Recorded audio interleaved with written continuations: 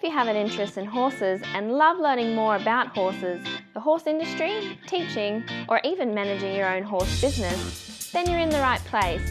We would love you to join us on our mission, which is to improve the lives of horses around the world through the education of riders, handlers, and trainers. So get comfortable, listen in, and enjoy. On Horse Chats today, we've got Jennifer Kotylo here again. Now, Jennifer's a movement body awareness specialist for equestrians, and she's given us quite a few exercises in her last chats to go through to help improve our position, improve our contact and connection with the horse. Today, we're going to be talking about, I'm going to be throwing in some things that as a riding instructor, I might say if I'm getting lessons myself, a riding instructor might say to me, or I just hear other riding instructors say. And I'm sure that if you've seen a lesson, heard a lesson, and just thought, how is this interpreted? Then I'm going to ask Jennifer to interpret it for us. But before we do that, we just want to remind you that welfare is of utmost importance when humans have any interaction with horses. Within the courses at International Horse College, you'll only see methods that promote safe and humane methods of interaction between horses and human. If horse welfare is important to you, then go to internationalhorsecollege.com. Now, Jennifer, are you there? I sure am. Oh, wonderful. Jennifer, today we've been chatting about this. There's quite a few things that as a student, I hear my riding instructor say. I then try and interpret to my students and say certain things, or I hear other instructors say certain things. Now, I'm going to tell you that, but I'd like you to, in your specialist, as a movement body awareness specialist, you're going to interpret this, which I think will help people understand. You know, it's always nice to have things explained a different way. So if I say something like, keep your hands still. Now, I say it, you're trotting and the hands are bouncing all over the place. The hands should be still in trot. They might move and follow the movement with walk and canter, but in the trot, they should be still. If we say, keep your hands still, tell us how you could interpret that for a rider so that they understand that better. Well, I think at least I can remember for me as a young child, I took everything very literally. So if someone said to me, keep your hands still, how I would interpret that was if I'm going to keep my hands still, it's going to get really rigid. I'm going to keep my hands still. I'm going to hold onto the reins. If I hold onto the reins still, that means my arm is going to be still. I'm going to be still. I become rigid. So obviously, we don't want that. We want quiet hands. We want hands that have feel. And the only way you can keep a hand still is to be able to disassociate really your whole arm from your body, okay? Because your body, your tush, is what's attached to the saddle and the horse. It is going to be moving. It should be moving with the horse, but it is moving. If my arm is part of my body, and it's not disassociated with my body, it's going to move with my body. So if you're sitting there at home and you just put your upper arm next to your torso and rock back and forth, you're up and down, my hand goes up and down. If I can say, I want to let go in my shoulder joint, now I can rock my body and my arm doesn't go anywhere. So hands still really doesn't have anything to do with your hands. It has to do with your shoulders. It's the ability to disassociate your shoulders from your hands. Now, I think a really good way to practice this off the horse is to stand in front of a wall, close your hands into fists, and put your fists on the wall, bend your knees a little bit, and then bounce up and down. Or canter, put your body in a canter movement or a walk movement or a trot movement. And your hand can stay very still while the rest of you moves. But your body has to learn how to let go in a certain place and stay balanced on its own. I think so much for beginners, beginners mostly, they don't have the balance in their torso, so they kind of use their arms to help balance. So you get tension in your arms. As soon as you get tension in your arms, your arm kind of automatically locks into your shoulder girdle. And as soon as it's locked into your shoulder girdle, it's going to move with your whole body. So that's one thing. Another thing that is important, I think, to be able to do is, can I hold on to a rein and take all the muscle out of my arm?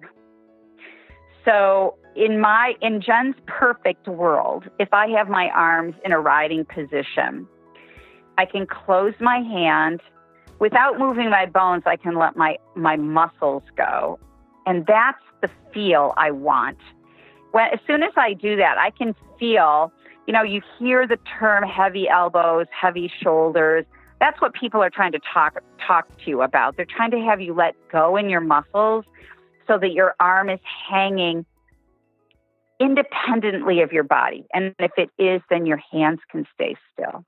Yeah, I understand with the rigidity. And I like the way that you've said, about keeping your hands quiet rather than still. I think that explains really what we need is quiet hands. What about, and this is another one where I see, it's heels down. I don't so much do it now, but I know a lot of people are teaching heels down. I'd rather say, a little more weight in your heels. Yes. I don't know. Do you say bring your toes up, or, what's a better way to say? Because if you say heels down, often the heels go down, the lower leg shoots forward and the leg just becomes rigid. What's a better way to say that and talk about that? You're absolutely right. What I see is in people's because they don't have a lot of ankle mobility, it's very rigid. They're trying really hard to push their heels down, but what they do is straighten their knee and their leg shoots out in front of them. And then now, of course, you've lost all of your balance, ear, shoulder, hip, heel, right? So now the balance is off, and then you're going to hang on even more and blah, blah, blah.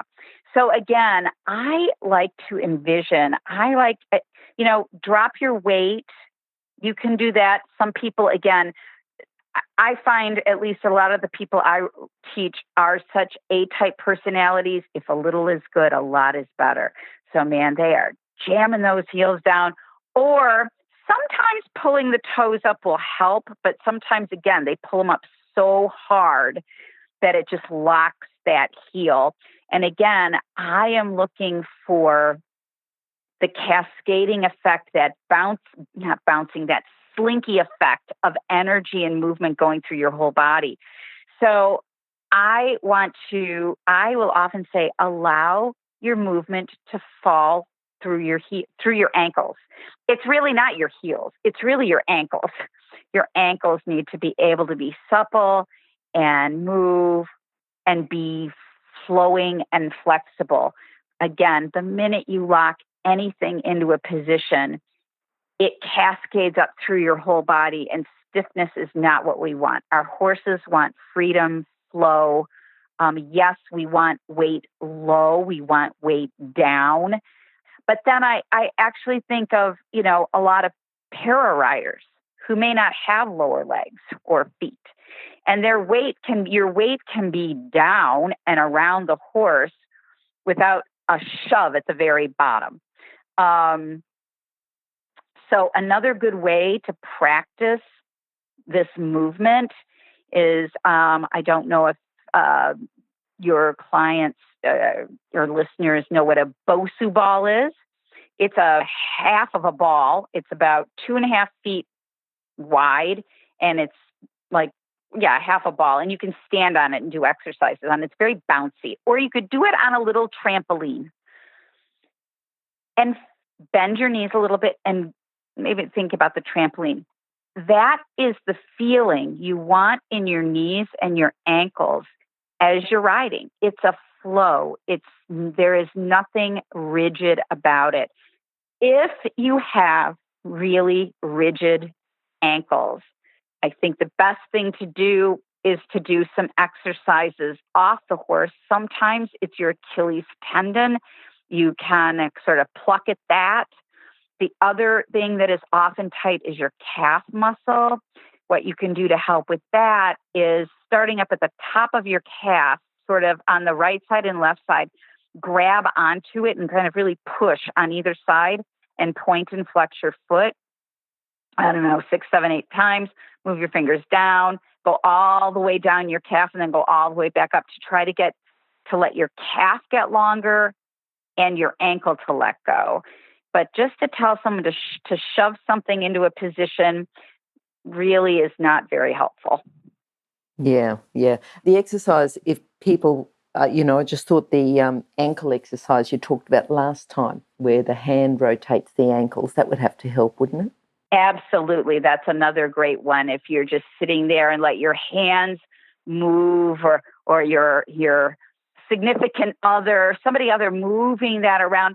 Actually, the other thing that is really helpful and it feels so good is if you take your hands and you kind of fold your feet horizontally, and vertically. So your toes down towards your heels, and then the right side to the left side, and get a lot more pliability in our feet.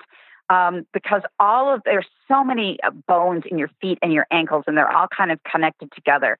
They all need to flex and move. And again, so many people, wear shoes that are too tight, too small. Your feet get kind of stuck and crammed in there like little rocks. We want movement everywhere, or the ability to have movement. So that's another good one. Just massage those feet. Mm. Now, another one, and this is particularly in canter, about keeping the legs still. Sometimes an instructor might say, keep the legs still. In canter, the rider might be trying to follow the movement with their seat, and then they've got told to keep their legs still. Sometimes they say, how? How can we do that, keeping our legs still? Yeah. And it's a really tough thing, because for me, your legs are really, I'll call it 3 parts. Your calf area, and they all blend in together, your knee area and your thigh area. And let's use the canter, and let's think about right leg canter. And I'm going to start at the top. In order for your body to canter correctly, that hip joint has to be able to move. Your femur head, the top of your thigh bone, has to be able to rotate down and up in that socket. And then your pelvis has to be able to push forward and then slide back, and push forward and slide back. There's a lot of mobility that has to happen in that joint. The second you close down your thigh, it locks that joint. So oftentimes I'll see people, and beginners, people trying to figure this out, again, oh my gosh, I'm cantering. Oh my gosh, I'm cantering. It's kind of scary. And they clamp on. They clamp on with their thighs. As soon as that happens, it locks that joint. The horse goes, oh, mom's hip isn't rotating. It's not cantering. I better trot. And they trot. And then, and it becomes this vicious cycle. So I like to tell people that, because I understand being afraid and nervous about falling off, that if you need to have a place to hold on, and I'm going to give you that, I'm going to give that to you. I'm going to let you hold on. But whether I want you to hold on, and you can hold on as tight as you want until you get better. And that is your calf. Wherever your calf naturally drapes across the horse, I'm going to let you hold on there. You don't get to hold on with your thighs. You don't get to hold on with your knees. But if you need to hold on, if you really need to hold on with your calf. Because if you hold on with your calf, it does not interfere with any joint movement. It doesn't interfere with your hip. It doesn't interfere with your knee. And it doesn't interfere with your ankle. Do I want someone clutching on with their calves? No. But sometimes do they need to have that little blanket of security? Absolutely. So hang on there. Let that be I call it an anchor point. Let that be your anchor point.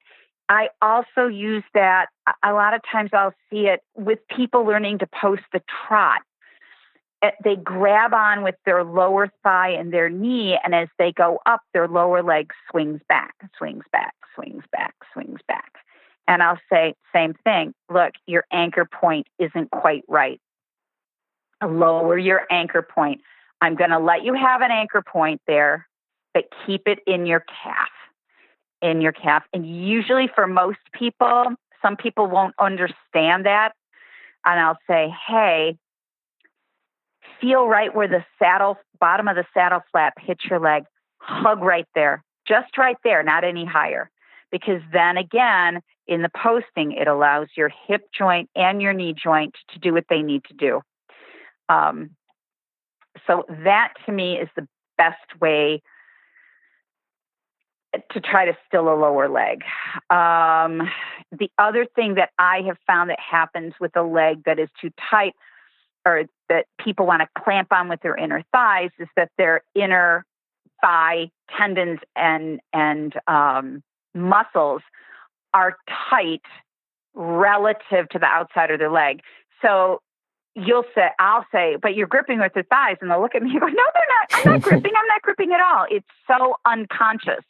It's just so natural to their muscle tone that we need to find another way to help that. Again, in the last episode, we talked about putting a ball in between your legs and doing some exercises. The other thing I will do as an instructor is actually walk up to somebody, get their leg in the right place, and then do some manual stretching on them, pulling their leg down and back, putting my hand in the front of their thigh and rotating the knee out, just to stretch those inter thigh muscles to get them to be a little less gripping.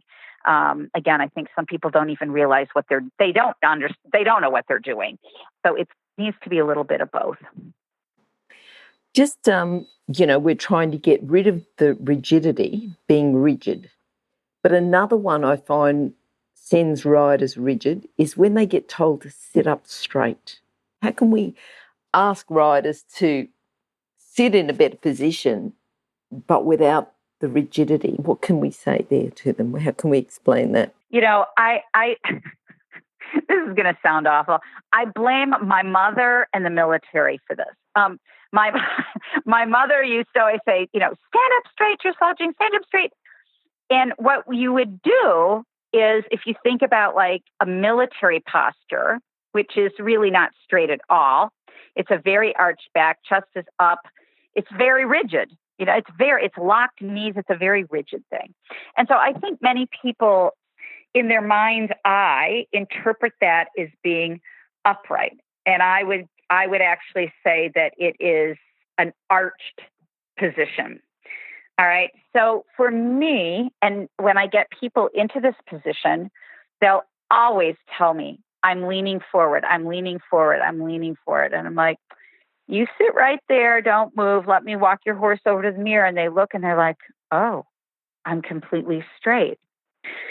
So for a skeleton to be completely upright, if you line their pubic bone up with their breastbone, and both of those things are perpendicular to the ground, you will be completely upright. It sounds easy. It is not easy to do. People will feel like they are folding forward. But what they're doing is people are so used to sitting up and arching their back.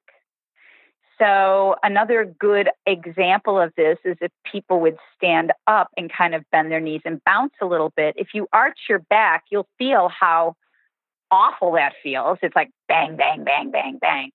If you come forward and find the place where your breastbone and your pubic bone are perpendicular to the floor and bounce, you'll feel that lovely feeling that we're trying to get. All right. Now, you still may want to feel a little more, I'll call it elegant. And then the word that I will use for people is, I want you to levitate. levitate out of all of your joints.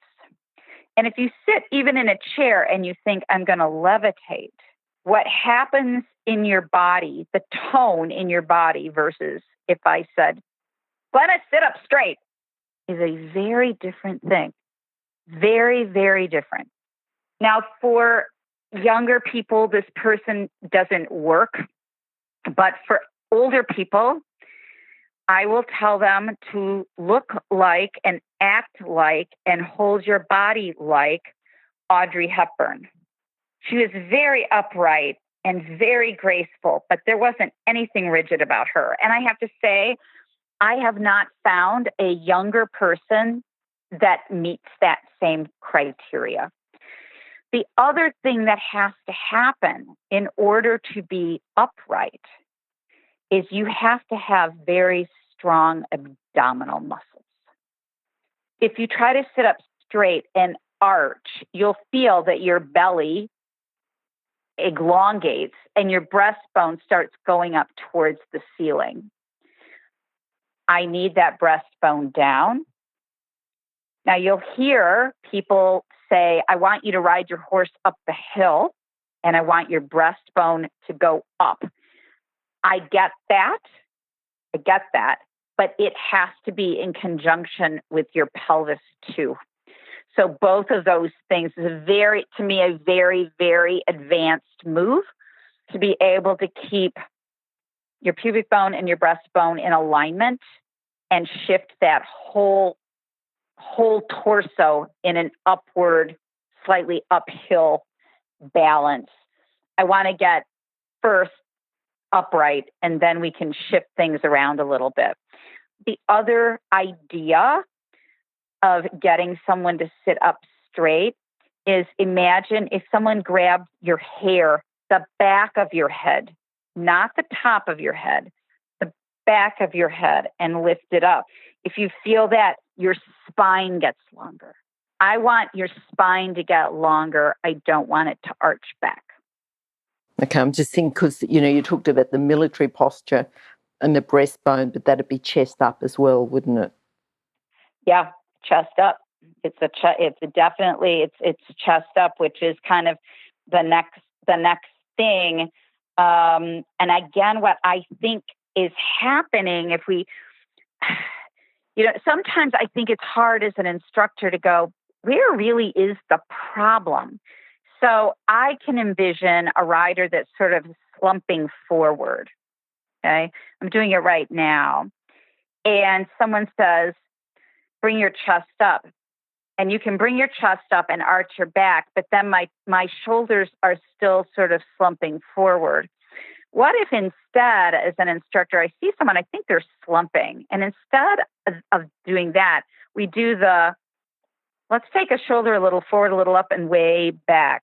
A little forward, a little up, way back. All of a sudden, your chest is going to look much more upright. You're going to look much more upright, but you are not going to be in a military position.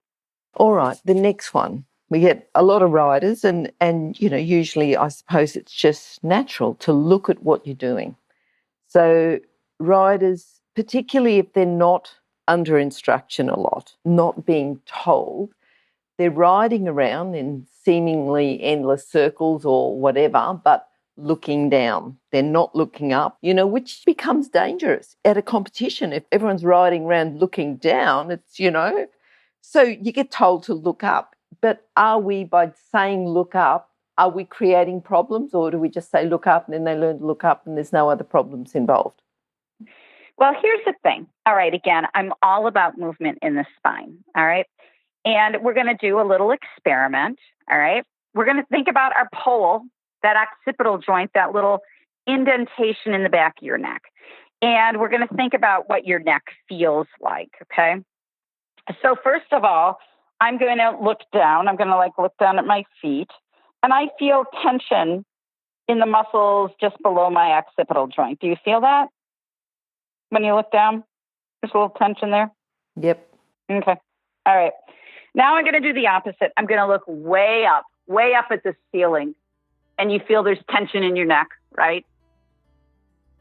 Yep. Okay. So Yeah, so that's too much. I want to find where I have no muscle tension in my neck, but yet I'm looking up. So oftentimes what I see when someone says look up, so now I want you to just raise your chin about an inch. And now I can still feel tension around that occipital joint. All right. What happens if I take my nose, the bottom of my nose, and everybody's nose is a little bit different, but the bottom of my nose, and take it just 1 iota down from parallel to the ground? 1 smidge. I'm still looking up. I'm still looking out. But now I have no tension in my neck. Can you find that spot? Yes, I think so. Yes.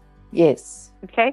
So play with that. If you lift your nose up a little bit, you'll feel a little tension. I feel it even in my jaw. If I drop it down, my nose down too much, I feel it around my occipital joint. But I fiddle around with this a lot. But the perfect place, again, what I'm looking for here in this occipital joint is neutral. I'm not flexed, which is too down, and I'm not arched, which is too up. I'm looking for just right. I'm like the Goldilocks and the 3 bears. I want just right. And just right for 99% of the people, maybe unless they've had some nose job, is to have the bottom of their nose, the horizontal part, the part that is just above your lip, ever so slightly, like a centimeter down from parallel to the ground. So now I can move my head all over the place. I can turn my head. I can keep my head straight and move my eyes. But why I think this is important, absolutely, I want instructors to say, look up. But what I so often see is the response that the person gives to look up is, again, that A-type personality. They overdo it and they look up too much, and then they're putting strain on their neck and their occipital joint. It's also taking their head out of balance with the rest of their body. So it's not that I don't want you to look up. I absolutely do want you to look up. I want you to know what's going on. I want you to be able to look and turn and see where what's happening. I just want it to be done properly. Yep. Okay. Now that makes sense. Now, I've got one here that I know I was told to do, and that's to follow the motion of the horse with your seat. And once I got it, it made sense. But it's the getting it. We know what we want, but to someone who's just starting, who is rigid, a bit nervous and a bit worried, and we want them to just follow that movement of the horse with their seat. What's the best way to teach that or explain how to follow the movement of the horse with our seat? Yeah. Again, you're right. It's not an easy thing to do. And the other thing that I also hear is push with your seat. So first of all, it's following. I like to say, allow your seat to follow the motion of the horse. Okay. So I've got 2 pistons, 2 horses' hind legs that are pushing forward, and they are pushing against my seat. My seat should move because there's energy being put against them. So let's even do it at the walk. Sometimes for people, when they're so rigid and so scared, I'll say, okay, don't want you to ride pretty. I want you to ride really ugly. I want you to be a blob. And I truly let them be a blob. Be a blob. Bleh. Because then the muscles around their pelvis will let go, and then their muscles can start moving. Do I want them riding like a blob? Absolutely not. But sometimes until you feel something, you can't recreate it. You can't find that, right? And I don't think you can learn to push with your seat until you figure out how to allow your seat to be pushed by the horse. So that's one thing. The other thing is I see people in their very, very good attempts to follow with their seat, have locked hips. And so instead of following with their seat, they follow way, way, way high, almost up from their diaphragm. And that's when you get people that are really kind of rocking with the motion of the horse. I mean, there's just a lot of upper body comes back, upper body comes forward, upper body comes back, upper body comes forward. There is this shifting around this center right around their diaphragm. And the real shift should be coming more from the hips and the sacrolumbar joint, right around that pelvis. So again, I want people to learn to let go first. And that's such a hard thing, that letting go and then being able to push with the motion. I see a lot of people who, in their good attempts to follow, are actually trying to create a rhythm with their seat, and it is not with the rhythm of the horse. So what I'm saying is the rider is actively moving. I think you need to learn to inactively move and then learn to move, which is not an easy thing to do. You need to be able to let go. And again, I will literally say to people, all right, you're posing. People ride in a pose. They pose. Oh, look at how pretty I am. I'm like, no, you're not pretty because you're just sitting there.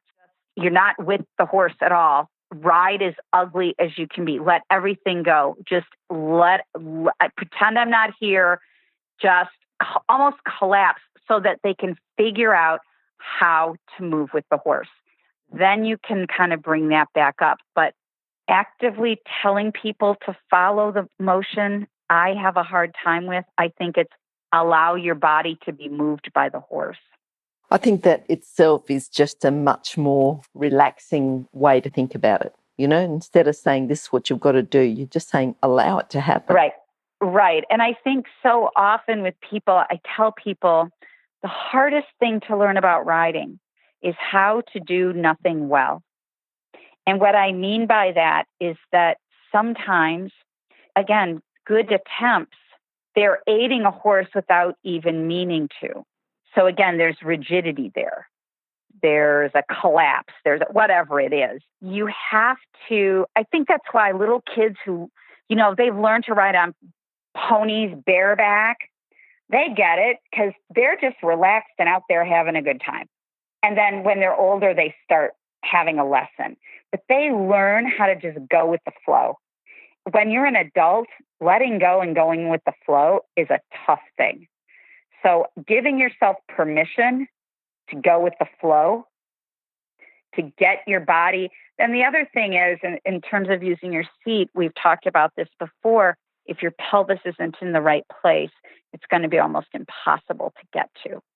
So we've got to have that neutral pelvis or a slightly posterior tilt in your pelvis in order for that flow to even have a chance to happen.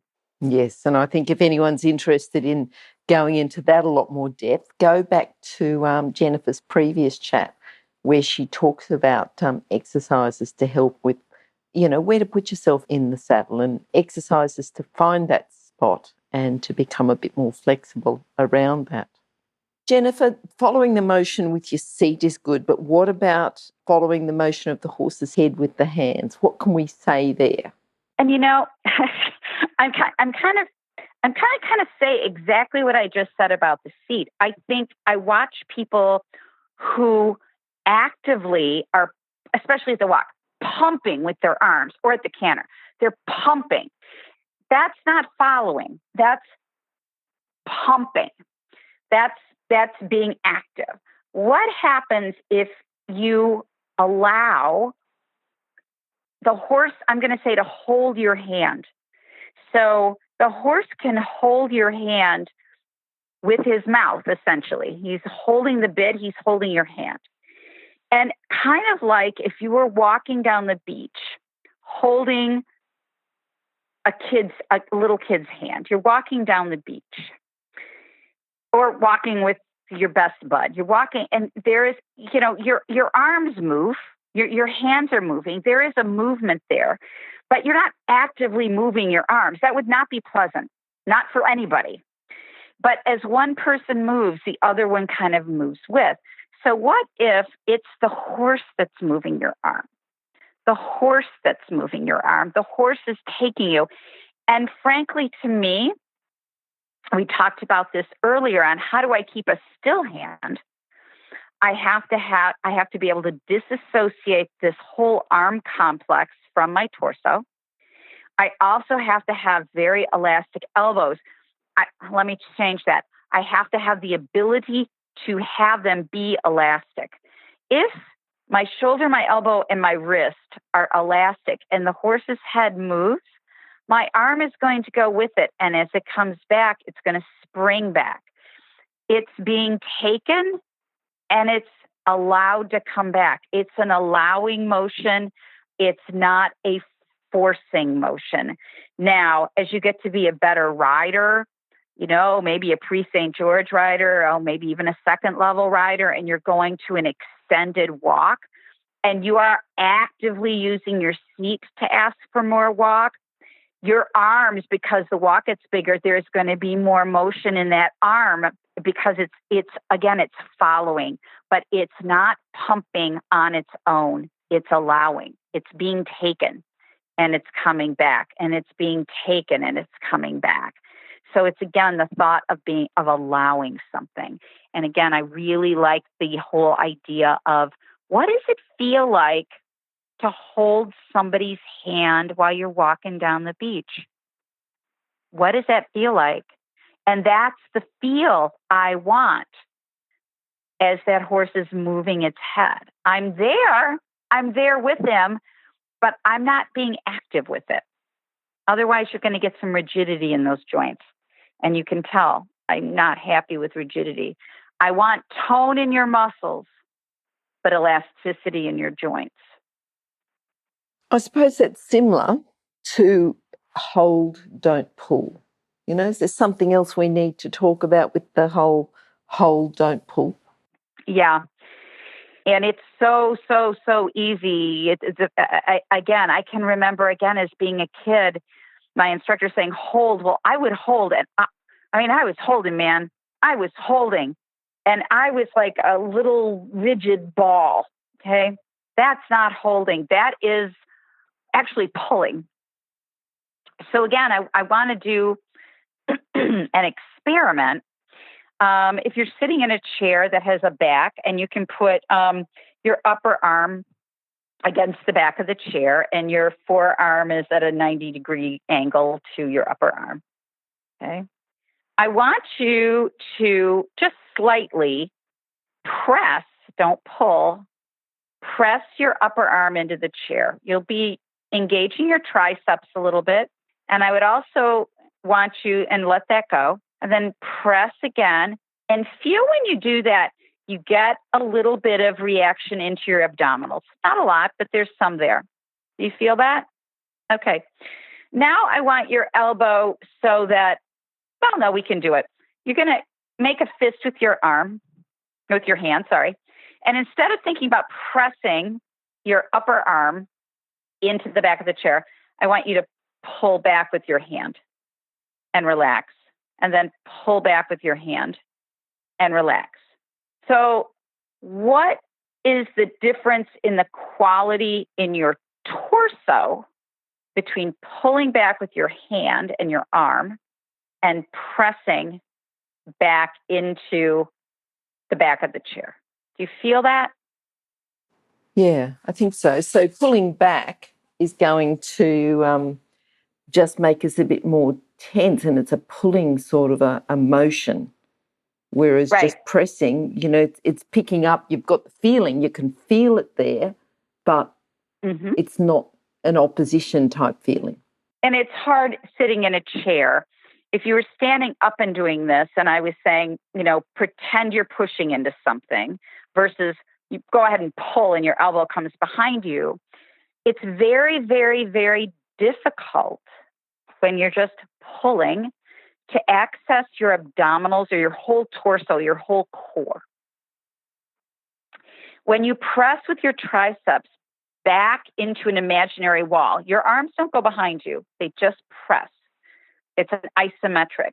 You get the isometric happening in your whole torso. That's holding. Notice that if you press with your upper arms back, you can still be really soft with your forearm and your hands. You can still play with the reins. You can get really firm. You can really engage your abs if little horsey's pulling you more. He's pulling on you, but you can be really flexible, and I can move my forearm, I can move my wrist, I can move my hand. If I'm pulling, all of that becomes rigid. And I don't have access to probably the most important part of our body, which is our seat, which is really our core. I consider our seat to come from basically your diaphragm to your high up in your thighs. So I can get really strong with holding, but still be supple in my arms if I'm holding with my core and my triceps. The minute I go to a pull, which goes into my biceps and my shoulders, I gain rigidity in my arms and I will lose my core. All this makes so much sense. I think the way you explain it is just making people more aware of what they're doing with the individual different parts of their body. Absolutely. Without a doubt. Without a doubt. Yeah. And once you get that, and once it becomes part of you, your muscle memory will figure this out. And the good news about all of this stuff is that once the muscle memory kicks in, my goal for people is that they don't have to eventually think about their bodies anymore. They have to think about all the other stuff. Is the circle round? Is my horse pushing his haunches out? Did I pick up the right canter lead? Do I have enough bend in my half pass? Am I straight to the jump? Whatever it is, not, oh my God, are my heels down? Am I pulling? Am I pumping with my, I don't want you to have to think about any of that. There's just so much more. Fortunately, that's the fun stuff. Yeah, Jennifer, before we go, tell us, and something an instructor might say to a student, get your horse in front of the leg. How would you, because often if a rider's not confident, they don't want a horse that forward, or what can we get a little bit more, what can we do to help those riders with that sort of a comment from their instructors? In front of the leg, again, it's one of those things, it can be interpreted so many different ways. Get it faster. No, I don't want that. Use more leg. I frankly don't want to do that either. I frankly want to be kind of a lazy rider. I want my respond. I as the rider get to choose how much leg I want to use to have something happen. So let's say I'm walking and I want to trot. To be in front of the me means my horse is extremely responsive to my leg. All right. And as I become a more advanced rider, I want that responsiveness to be quicker, sharper, faster, more powerful. All right. So my idea of in front of the leg and someone who's only been riding for 2 or 3 years is going to be two totally different things in my book. What it means to me is my horse responsive to the leg aid that I give him or her in the amount I want to give? So for instance, if a beginner got on my horse, they'd be scared out of their minds because they'd put a little bit of leg on. He'd go, oh, extended trot? Well, I don't want that for that person. That's not right. But I see people, they're walking, and their horses have gotten so dull to their leg that they're squeezing and squeezing and kicking and squeezing and kicking and squeezing and kicking and squeezing. And I'll hear people say, your horse has to be more in front of the leg. And I'm like, well, what the heck does that mean? It means your horse needs to be more responsive to your leg. So I like to teach people how to get them more responsive to the leg. I until they get better at it and the timing of it, I tend to try to help them with it. But I will walk up to someone and I'll put my hand underneath their calf and I say, okay, so how much leg do you think you should need to push on my hand to go from walk to trot? And usually it's about 20 times as much effort as I want to have. But I go, all right, no, I don't want that much. How about this much? And we find whatever this is that makes them comfortable. And I will walk around with my whip. Let's say I'm on the right side of the horse with my left hand under their leg and a whip in my right hand. And I'll say, okay, put that on. And poor little horse has gotten just dull, right? It's gotten dull because somebody's been squeezing its guts out, I give it a little tap. And it goes, oh, what? Just a little tap, because I don't want to get it so revved up but we do this a few times so that the horse gets the timing right. And then I go, okay, now put the leg on, and the horse goes, okay, here I go. For me, that's in front of the leg for that person. I will then try to teach them how to do that on their own in terms of the timing with the whip. It tends to be hard. I personally don't like to do this with kicking. And the reason I say that is because I find most people, when they kicking is an art form as far as I'm concerned. And you need to do it right. You can't get your body out of balance. You can't get tight somewhere else. Someone will kick, they lose their balance, they pull their horse in the mouth, and it to me, it opens up another can of worms. For me, usually, there are other horses that look at a whip and go, oh my God, and you can't do what I'm saying about how I like to do that. But I like it. I don't like the term use more leg. I like to use get your horse more sensitive to the leg you want them to be sensitive to, and then teach people how to do that. And then your horse will be more in front of your leg, but your horse has to be sensitive to your leg. Same to the hands as well. It needs to be sensitive.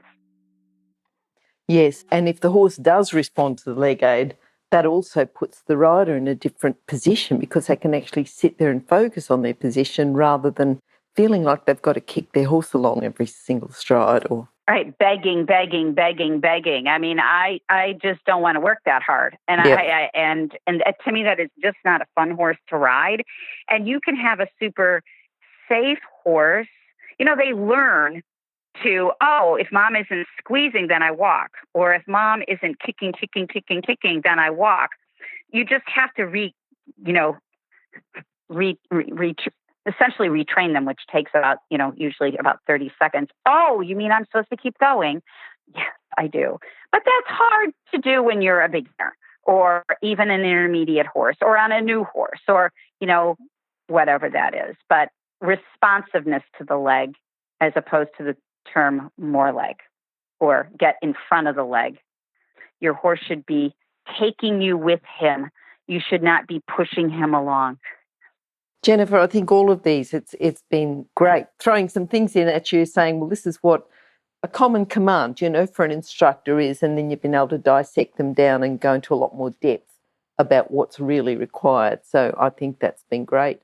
And, I think if people would like to listen to Jennifer a little bit more, I think just go to horsechats.com, movement body awareness specialist for equestrians.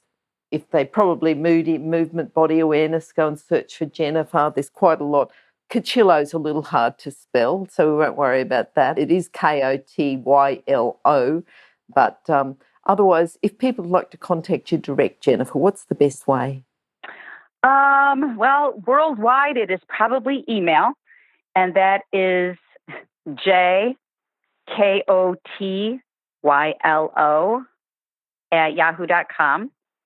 Or my phone number, my cell number is US. The country code is 01, I think. 312-719-0283. Or they can always find me on my website, which is jenniferkotylo.com. Okay, and if you missed any of those details, just go to horsechats.com, search for Jennifer, search for body awareness, and I think you'll find her contact details on the bottom of each of her pages each time she does a chat. So if this is the sort of stuff that you want to get into in a lot more depth, then certainly contact Jennifer. And I think anyone who's doing any teaching, anyone who wants to improve their position, anyone who wants to improve their riding, and Jennifer's certainly got a lot to offer there. Jennifer, thank you again for coming on, and we'd love to have you back again soon. Well, thank you very much. I always enjoy chatting with you. Thanks, Jennifer. Bye-bye. Bye-bye. If you've enjoyed this chat, then please comment, rate and subscribe.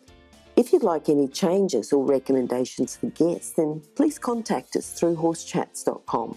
And while you're online, have a look at the government-accredited courses at internationalhorsecollege.com. Registered Training Organisation 31352. Remember that our comments and instructions are general in nature and do not take into consideration your individual horses or your individual ability and circumstances. If you enjoyed this podcast, then please leave your comment below.